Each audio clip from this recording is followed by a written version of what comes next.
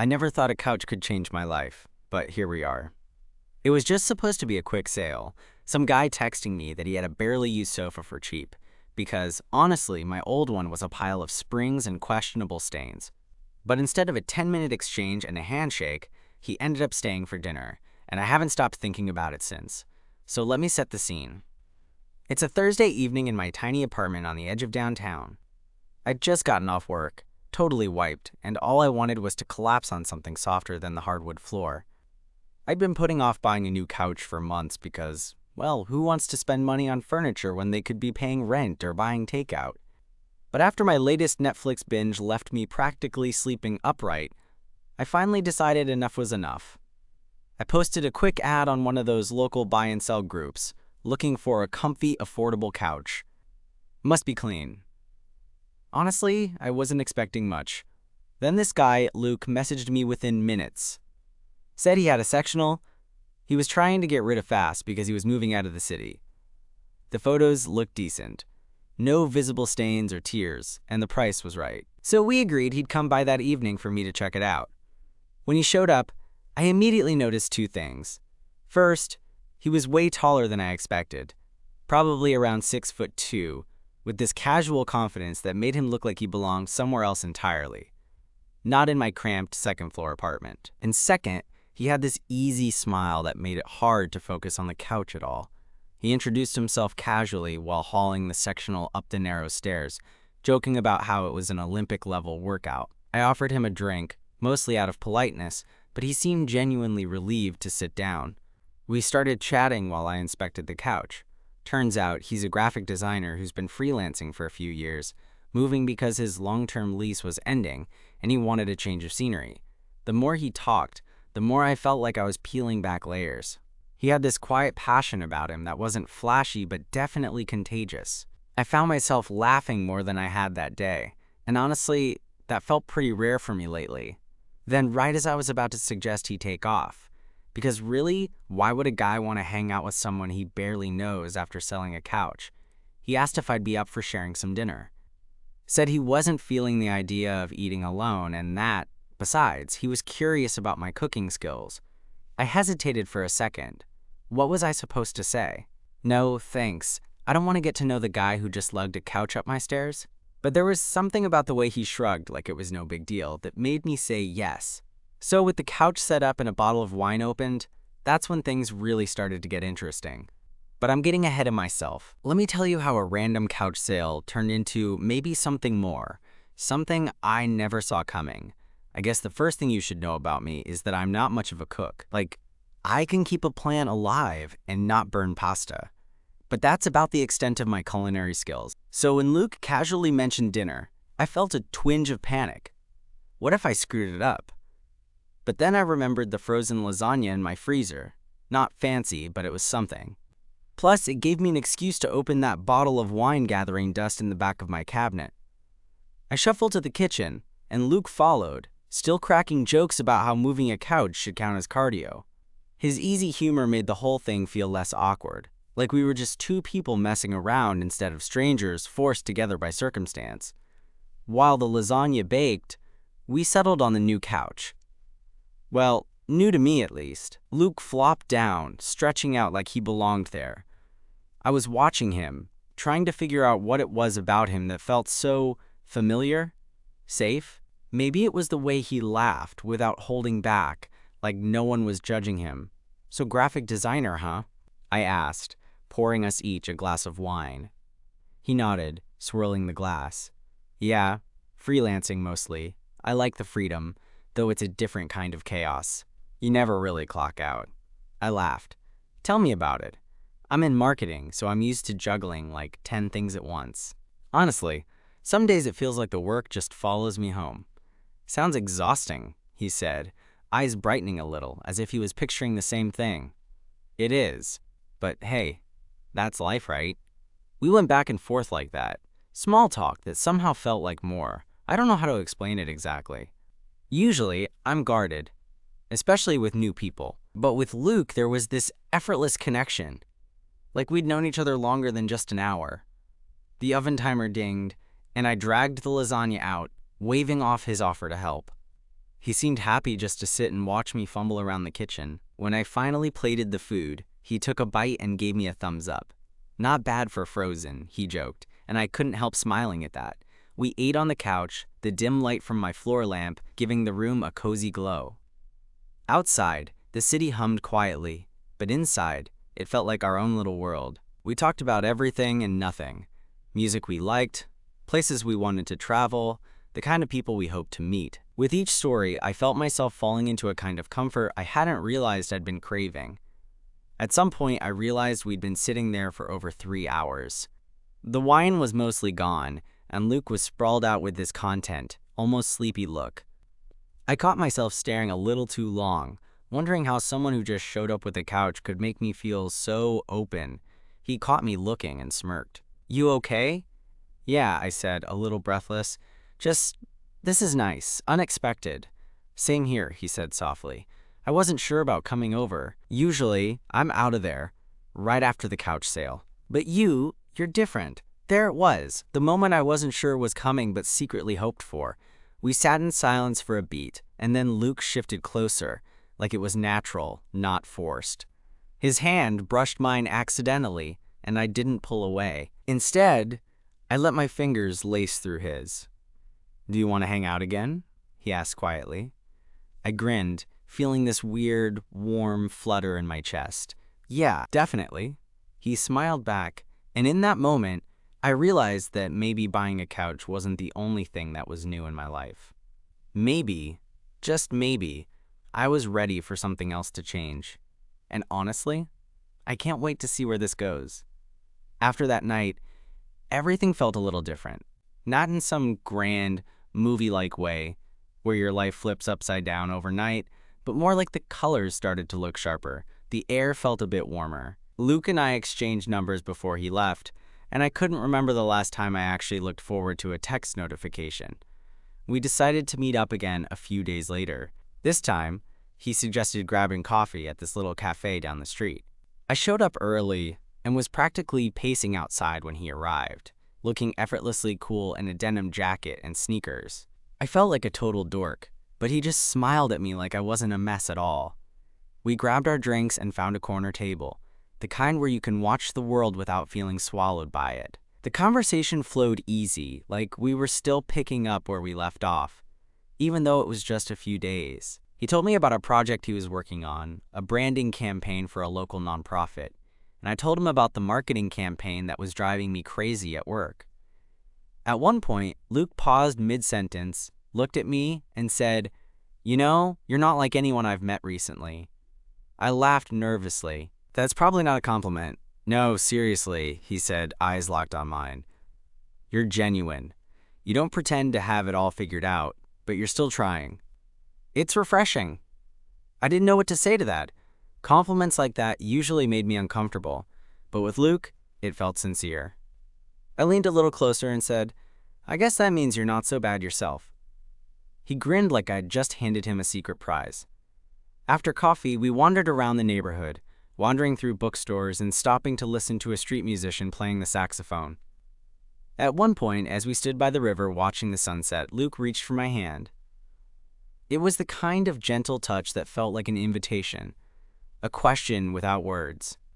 I squeezed his fingers back, and for a moment, the rest of the world fell away. We didn't rush anything.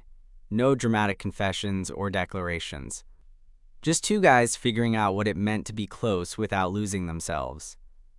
Over the next few weeks, we fell into a rhythm. Sometimes we cooked together, me actually improving my cooking skills under Luke's patient guidance, and other times we just watched movies on the couch he'd sold me, now feeling more like ours than ever. We shared playlists, argued over which takeout place was better, and traded stories about our messy families and awkward first dates. One night, after a particularly long day at work, I found myself sitting on the couch, exhausted and cranky. Luke showed up with pizza and this ridiculous smile that made me forget everything I was stressed about. "How was your day?" he asked, handing me a slice. "Terrible. Don't even ask." He plopped down next to me and without warning, pulled me close, not in a flashy way, but just enough that I could feel the warmth of him against my side. "You're not alone," he whispered. I wanted to believe him. I really did. But then the inevitable caught up with me. One night, as we were lying there, Luke got quiet, his fingers tracing lazy patterns on my arm. I could tell something was on his mind. "Is everything okay?" I asked, shifting to look at him. He hesitated, then said, "I'm moving next month, out of the city." The words hit me harder than I expected. I'd known he was planning to move eventually. He'd mentioned wanting a fresh start, but hearing it out loud made it real. "Why didn't you tell me sooner?" I asked, trying to keep my voice steady. "I didn't want to ruin this," he said softly. "I didn't want you to think I was temporary." I blinked, swallowing the lump in my throat. "So us, it was just a few weeks." He shook his head quickly. "No, I mean, I want this to be more. I just don't know how yet." We sat in silence, the kind that feels heavy, but also honest. "Maybe we can figure it out," I said finally. "Maybe this isn't just some couch sale story after all." He smiled, a little hopeful, and leaned in. "Whatever comes next, I'm pretty sure it all started with that stupid couch." Funny how life works like that. The weeks that followed felt like walking a tightrope. Exciting, but also scary as hell. Luke's move was looming over us like a shadow, but we tried not to let it color everything. Still, it was hard not to notice the way our conversations sometimes veered toward what ifs and maybe laters, even if neither of us wanted to say the words out loud. One Friday night, we found ourselves back at my place after a late dinner. The city was buzzing outside, but inside, it was quiet in a way that felt safe. I was sitting on the couch, our couch, when Luke sat down next to me, and for a moment, neither of us said anything. Then he sighed and looked over, this vulnerable edge in his eyes that I hadn't seen before. "You know," he started, "I'm terrified about moving. It's this mix of excitement and total panic." I nodded. "I get that. Change isn't easy, especially when you don't know what's waiting on the other side." He gave a small laugh, shaking his head. "I keep asking myself if I'm doing the right thing. What if I'm running away? What if I'm just starting over in the wrong place?" I reached out and took his hand, squeezing it gently. "Maybe it's not about running away or starting over. Maybe it's just about moving forward." He looked at me, eyebrows raised, like he wasn't sure if I'd just gotten way too deep or if he actually agreed. "I mean, we've got something now," I said, searching for the right words. "It's real, and it's messy, and probably way too soon, but it matters." Luke smiled, this slow, genuine smile that made my heart do this stupid little flip. "I'm glad you see it that way." We sat like that for a while, fingers intertwined, just sharing the quiet. Then, out of nowhere, Luke leaned in and kissed me, a soft, tentative kiss that was full of everything we hadn't said yet. It was the kind of kiss that makes your stomach drop and your brain go fuzzy all at once. When we pulled apart, he looked a little breathless. "I don't want to lose this," he said. "Then don't," I replied without hesitation. After that night, things shifted. We weren't just two guys who happened to cross paths over a couch anymore. We were partners, or at least trying to be. We started talking more openly about the move, about what it meant for us. Luke wasn't ready to make promises he couldn't keep, but he was clear about wanting to keep me in his life, no matter where he ended up. One weekend, we took a trip out to this little park by the river. It was chilly, but the sun was out, and the city skyline looked sharp against the blue sky. We walked along the path, Luke's hand warm in mine. "I'm going to miss this," he said quietly. "Miss you?" I stopped and looked at him, all the feelings crashing over me at once. "We'll figure it out, no matter where you go." He smiled, his eyes sparkling. "You're really something, you know that?" I laughed. "Yeah? I'm just the guy who bought a couch and ended up with you." He pulled me closer, resting his forehead against mine. "Best purchase I ever made." But of course, life isn't always this romantic montage. A few days after that, Luke's moving date got moved up. Suddenly it was happening faster than we'd anticipated. Packing boxes started filling his apartment, and our late-night calls turned into hurried conversations squeezed between chaos. One night, I went over to help him pack. We were folding clothes and stacking books, trying to keep things light, but there was this undeniable tension under everything. "Are you scared?" I asked him when we took a break, sitting on the floor surrounded by half-packed boxes. He hesitated, then nodded. terrified. Me too, I admitted. But maybe that's okay. He looked at me like I'd just passed some secret test. Maybe it is. Before I left that night, we sat on the steps outside his building for a while, wrapped in blankets and watching the city lights flicker on. Neither of us wanted to say goodbye, but we both knew it was coming. On the day he left, I helped him load the last box into his car. We stood there for a long time, neither of us wanting to be the first to break the silence.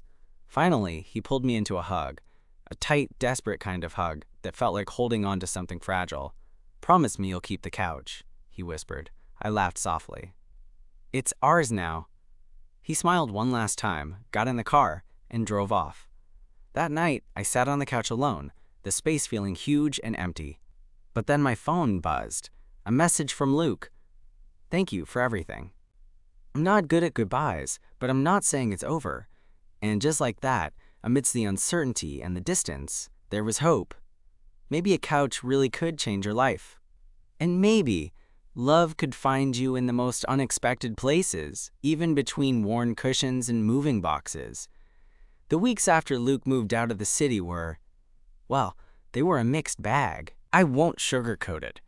There were moments when the silence in my apartment felt deafening, especially sitting on that couch that still smelled faintly of him. But there were also moments when texting or late-night calls made the miles between us shrink, even if just a little. We fell into this new kind of rhythm, which I guess you'd call long distance, even though it wasn't something either of us had planned or fully expected. We'd FaceTime whenever we could, usually late at night after work or on weekends when we both had some downtime.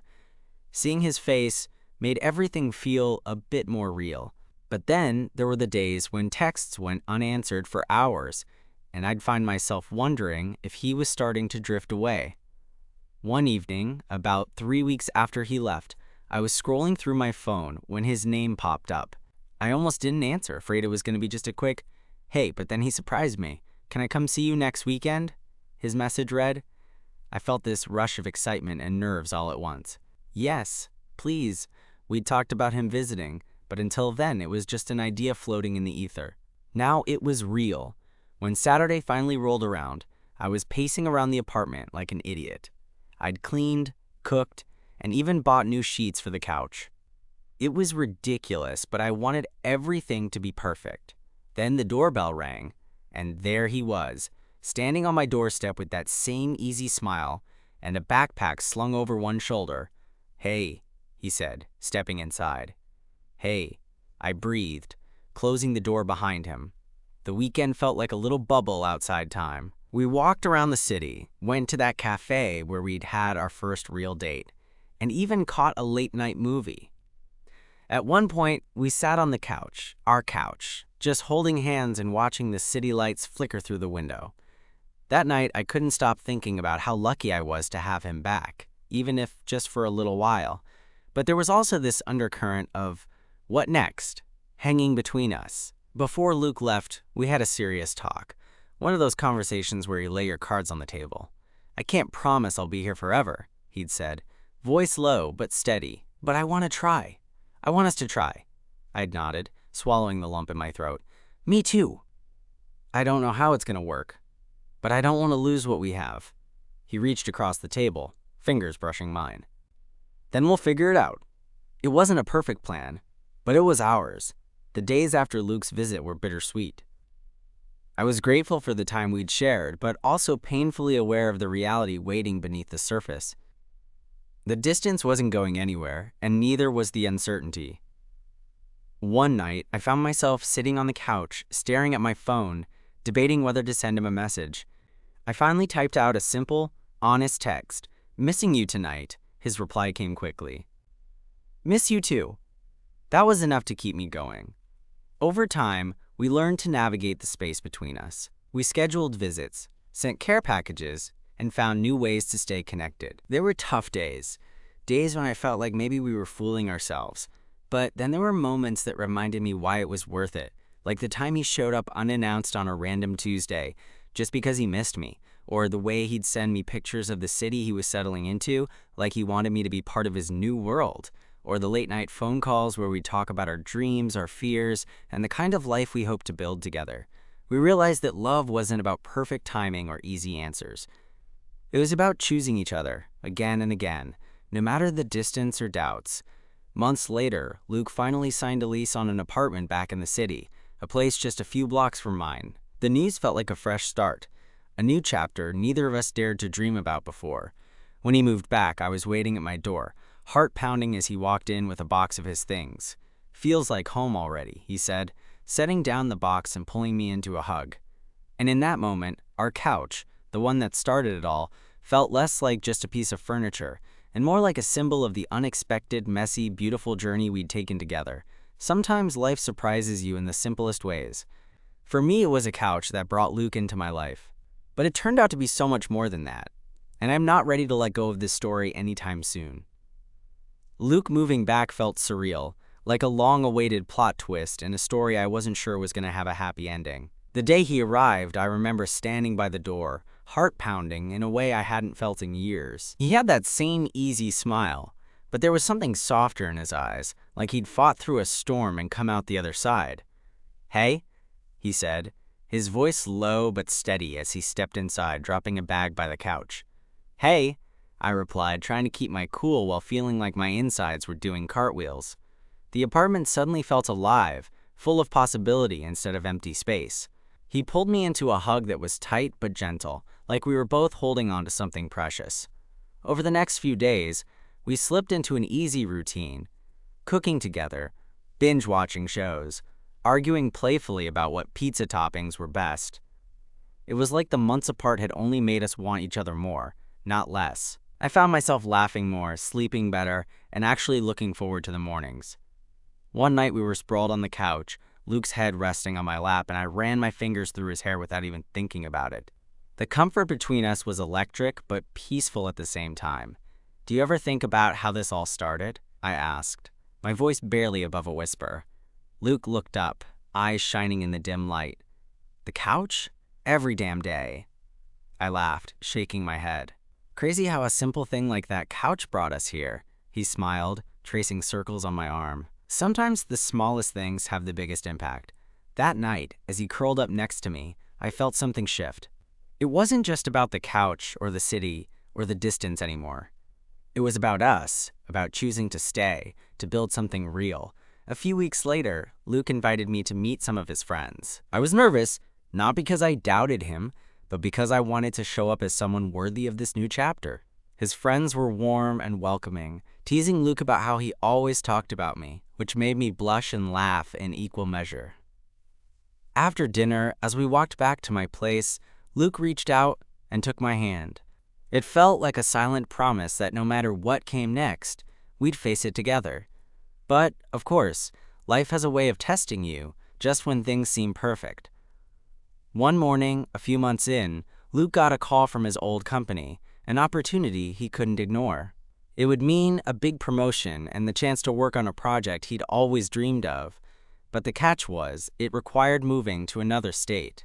The news hit me like a punch. We sat in the living room, the sunlight streaming through the window making everything feel too bright for the conversation we were about to have. So, he started, voice hesitant. "They want me to move next month." I nodded slowly, swallowing the lump in my throat. "And you want to take it?" He looked at me, searching my face.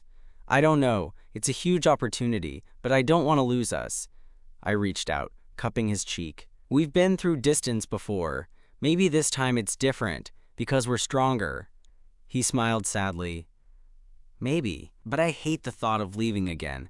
I pulled him into a hug, holding him tight like it would make things better. "We'll figure it out," I whispered. Like always, in the days that followed, we talked endlessly about what the move would mean, not just for Luke's career, but for us. There were tears, frustrations, and moments of doubt, but also a fierce determination to not let go. We agreed to try again, to test the limits of what we had, trusting that our connection was worth fighting for. It wasn't easy. There were nights when the distance gnawed at my confidence, and days when I wondered if we were just postponing the inevitable.